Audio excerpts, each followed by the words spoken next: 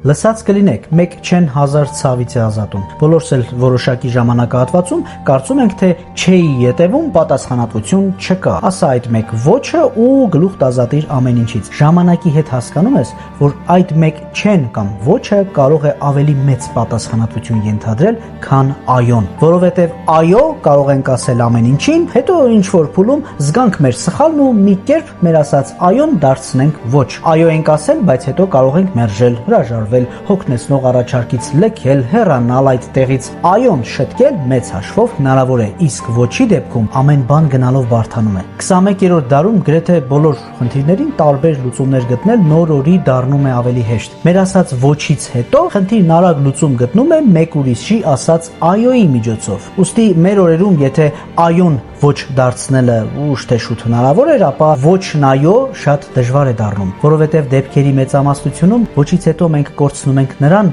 ում կարելի էր ասել այո։ Ուրեմն ոչն էլ այոն էլ ասելիս պատասխանատվություն ենք կրում։ Պարզապես ոչ ասելիս կարողացեք չայրել բոլոր կամուրջները։